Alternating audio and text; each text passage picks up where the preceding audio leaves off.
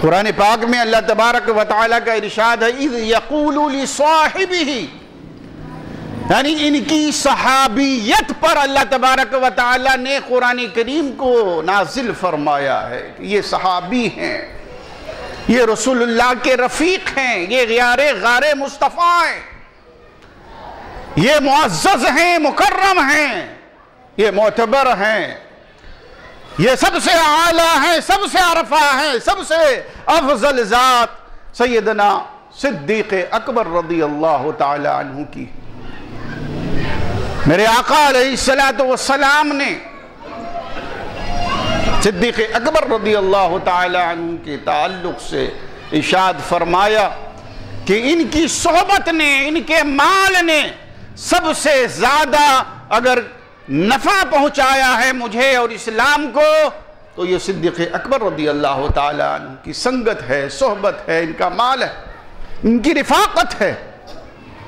یہ وہ ذات ہے صدیق اکبر کی۔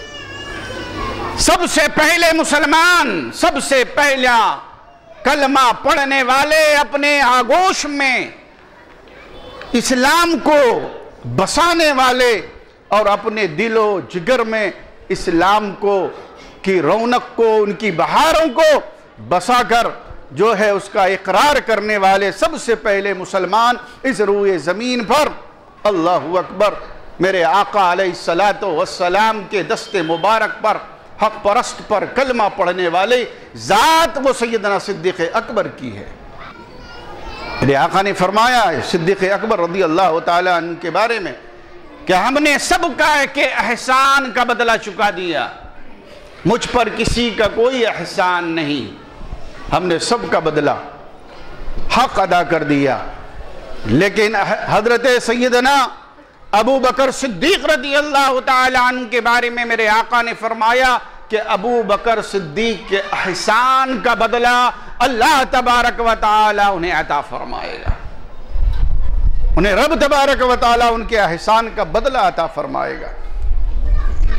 یہ وہ صدیق اکبر ہیں کہ جنہوں نے سب سے پہلے کلمہ پڑھا، خود بھی مسلمان، ان کے والد بھی صحابی رسول، ان کے والد بھی صحابی، ان کے بیٹے بھی صحابی ہیں، ان کے پوتے بھی صحابی ہیں، 4 پشت ان کی صحابیت کے شرف سے مشرف ہوئی ہے۔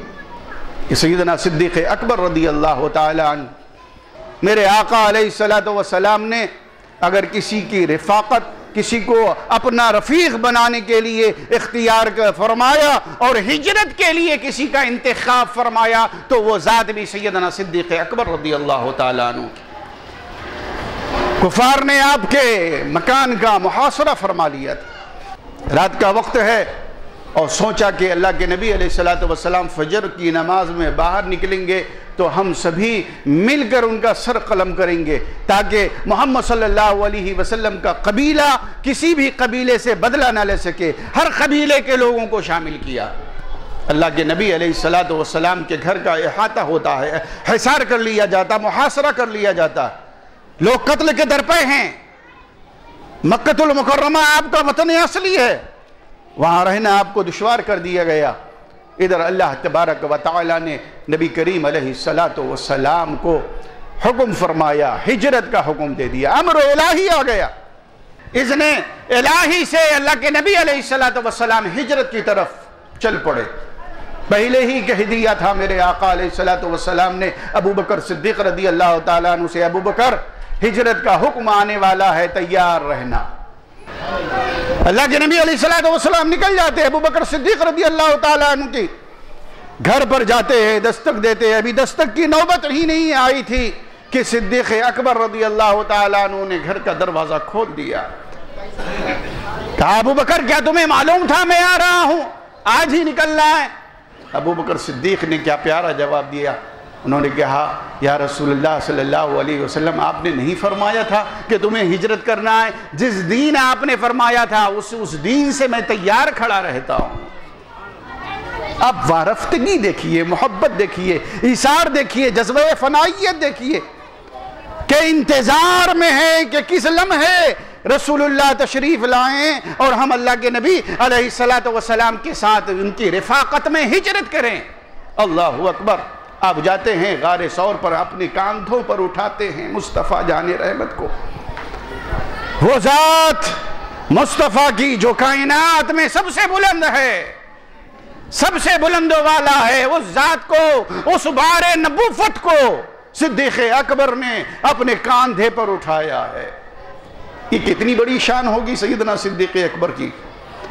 غار ثور تک پہنچتے ہیں، سیدنا صدیق اکبر رضی اللہ تعالیٰ عنہ جب غار ثور کے پاس پہنچے رک گئے، اللہ کے نبی علیہ السلام سے کہا تشریف رکھیں، آپ بیٹھ جائیں، میں ذرا غار ثور کو صاف کر لیتا ہوں، غار صاف کر لیتا ہوں۔ اندر داخل ہوئے، اپنا جبہ نکالا، اپنا کپڑا نکالا، اپنا شملہ اتارا، اپنی قمیض نکالی، پھاڑا، کپڑے کو پھاڑا، پورے غار کو صاف کیا۔ چند سوراخیں معلوم نظر آئی، چند سوراخیں تھی، اس سارے سوراخ کو اپنے کپڑے سے آپ نے بند کیا، اور بند کرنے کے بعد جب کپڑا باقی نہیں رہا، وہ سارے کپڑے ختم ہو گئے، تو سیدنا صدیق اکبر رضی اللہ تعالی عنہ نے اپنا پیر سوراخ پر رکھ دیا۔ مشہور روایت ہے، آپ جانتے ہیں کہ اللہ کے نبی علیہ السلام صفائی کرنے کے بعد اللہ کے نبی علیہ السلام غار میں تشریف لائے۔ ثانی اثنین ہما اذ ہما فی الغار، ثانی اثنین اذ ہما فی الغار، اللہ اکبر۔ قرآن بیان کرتا ہے وہ دوسرے میں سے دوسرے صدیق اکبر تھے۔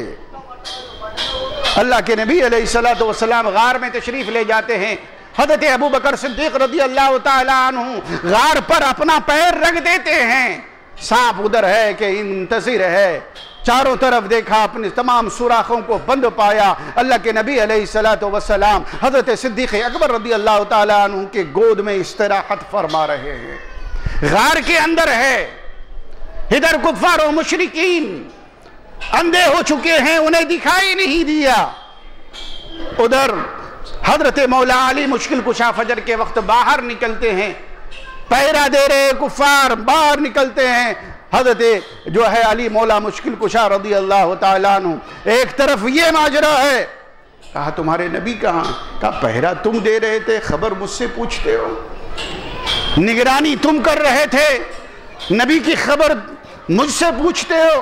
وہ لوگ بے چین ہو گئے، بے قرار ہوئے، دوڑے، چاروں طرف پھیل گئے۔ حد یہ ہے کہ غار ثور تک پہنچ گئے۔ رب نے انتظام فرمایا، مکڑیوں نے جالے ڈال دیے، کبوتر نے انڈے دے دیے۔ کیسا غیب سے یہ انتظام ہوتا ہے تحفظ کا، حفاظت کا۔ جب اللہ تبارک و تعالی کسی ذات کی حفاظت کرنا چاہتا ہے، بچانا چاہتا ہے اور کسی کو محفوظ رکھتا ہے، تو فانوس بن کے جس کی حفاظت ہوا کرے وہ شمع کیا بجھے جسے روشن خدا کرے۔ جسے اللہ تبارک و تعالی جس کی حفاظت چاہتا ہے نا، سینکڑوں مثال تاریخ اسلام میں ملتی ہے۔ مولا جن کی حفاظت کا چاہتا ہے، جنہیں بچانا چاہتا ہے اور جن کو زندہ رکھنا چاہتا ہے، مولا تبارک و تعالی وہ تو غیروں کے گود میں، ان کے گھروں میں ان کی پرورش فرما دیتا ہے۔ سیدنا صدیق اکبر رضی اللہ تعالیٰ عنہ کہ گود میں مصطفیٰ آرام فرما ہیں، گود میں آرام فرما ہیں۔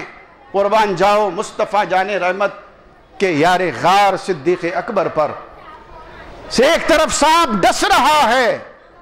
روایت میں آتا، حدیث پاک میں آتا ہے کہ آپ ڈسے جا رہے ہیں، جسم سل پڑتا جا رہا ہے، زہر پھیلتا جا رہا ہے، پہاڑیوں کا زہریلا سانپ ہے، آپ کے جسم کو سل کرتا جا رہا ہے، زہر پھیلاتا جا رہا ہے، لیکن آپ اپنے قدم کو، پاؤں کو لغزش ہونے نہیں دیتے، پاؤں کو جنبش ہونے، پاؤں میں جنبش نہیں آتی، آپ پاؤں کو حرکت نہیں دیتے ہیں کہ کہیں اللہ کے نبی بیدار نہ ہو جائیں۔ اللہ اکبر۔ قربان جاؤ سیدنا صدیق اکبر پر، آپ کے نگاہ سے، آپ کی آنکھ سے آنسو کے قطرات گر جاتے ہیں اس تکلیف کی وجہ سے۔ میرے آقا علیہ السلام کی نگاہ کھل جاتی ہے، نگاہ نبوت کھلتی ہے۔ میرے آقا کے زبان اقدس سے الفاظ نکلتے ہیں، مالک یا ابا بکر، اے ابو بکر تمہیں کیا ہوا ہے؟ آنسو کا گرنا تھا رخ مصطفیٰ پر، رخسار مصطفیٰ پر۔ ارے صدیق کا مقام کتنا اعلیٰ ہے، اور وہ آنسو بھی کتنا اعلیٰ ہوں گے جو آنسو رخ مصطفیٰ پر گر رہے ہو۔ اور مصطفیٰ جان رحمت جن کی عظمتوں کے خطبے پڑھ رہے ہو، اور قرآن جن کی بلندی کا خطیب بنا ہوا ہو، اور مختلف آیتیں قرآن کریم جن کی فضیلت پر رب تبارک و تعالی نازل فرما رہا ہو، میرے آقا علیہ السلام آرام فرمائیں، رخ مصطفیٰ پر آنسو گرتے ہیں، صدیق اکبر کے نگاہیں کھل گئی، کہا مالک یا ابا بکر، ابو بکر تمہیں کیا ہو گیا ہے؟ تو ابو بکر رضی اللہ تعالیٰ عنہ کو جواب دینا تھا نا، دلیختو، کہنا تھا میں ڈسا گیا یا رسول اللہ میں ڈسا گیا، لیکن ادب دیکھو صدیق اکبر رضی اللہ تعالیٰ عنہ کا۔ بھائی میں آپ سے پوچھنا چاہتا ہوں، سامنے کے گھر میں آگ لگ جائے تو آپ سامنے گھر والوں کو القاب و آداب سے پکارو گے، یا آپ یہ کہو گے کہ آگ لگی نکلو؟ آداب نہیں، یہ مقام ایسا ہوتا ہے کہ کتنا بھی بلند بالا شخصیت ہو، عظمت والی شخصیت ہو، جس کو آپ آداب و القاب کے علاوہ ان کے نام کو لے ہی نہیں سکتے ہوں، لیکن جب حادثات پیش آ جاتے ہیں، کوئی واقعہ ایسا رونما ہوتا ہے تو وہاں آداب کا خیال نہیں ہوتا، ان کی ذات، ان کے نام لے کر فوری طور پر پکارا جاتا ہے۔ لیکن آؤ سیدنا صدیق اکبر رضی اللہ تعالیٰ عنہ کا ادب دیکھو، بارگاہ رسالت سے وارفتگی دیکھو، ادب دیکھو کہ سیدنا صدیق اکبر سے میرے آقا نے فرمایا کہ ما لک یا ابا بکر، اے ابو بکر تم آنکھ سے آنسو بہارے رو رہے ہو، تمہیں ہوا کیا ہے؟ تو صدیق اکبر نے جواب دیا، کتنا پیارا جواب دیا، کہا لدغت فداک ابی و امی یا رسول اللہ، فرمایا میرے ماں باپ، ادب دیکھو، یہ نہیں کہا کہ ڈسا گیا میں، سانپ نے ڈس لیا، یہ الفاظ منہ سے نہیں نکلے، زبان سے نہیں نکلے، یہ الفاظ نہیں نکلتے ہیں، الفاظ کیا نکلے؟ ادب کے الفاظ تھے، کہا میرے ماں باپ آپ پر فدا ہوں، قربان ہوں یا رسول اللہ، میں ڈسا گیا ہوں، لدغت فداک امی ابی و امی یا رسول اللہ، لدغت فداک ابی و امی یا رسول اللہ، میں ڈسا گیا، میرے ماں باپ آپ پر قربان ہوں۔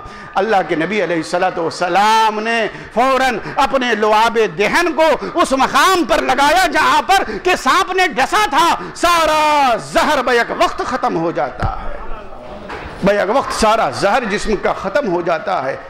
یہ ہے صدیق اکبر رضی اللہ تعالیٰ عنہ، یہ وہ صدیق اکبر ہیں جو سب سے پہلے صحابی ہیں، یہ وہ ہیں جو ہجرت میں ساتھی ہیں، یہ وہ ہیں جو سفر میں ساتھی ہیں، یہ وہ ہیں جو حضر میں ساتھی ہیں، یہ وہ ہیں جو قبر میں ساتھی ہیں، یہ وہ ہیں جو یار غار ہیں، یہ وہ ہیں جو قبا کی پہلی اینٹ رکھی ہے، یہ وہ صدیق اکبر ہیں جو ہجرت میں رسول اللہ کی رفاقت اختیار فرمائی ہے، یہ وہ صدیق اکبر ہیں جنہوں نے 40,000 درہم کو رسول اللہ کے قدموں میں لا کر ڈالا ہے، یہ وہ صدیق اکبر ہیں رضی اللہ تعالیٰ عنہ جنہوں نے مسجد نبوی کی پہلی اینٹ رکھی ہے، یہ وہ صدیق اکبر ہیں جنہوں نے جو ہے ریاض الجنہ کے ٹکڑے کو خرید کر دین اسلام کے لیے جو ہے وقف فرما دیا ہے۔ ایک نہیں سینکڑوں جو ہے احادیث اور آیتیں آپ کی شان بیان فرماتی ہے۔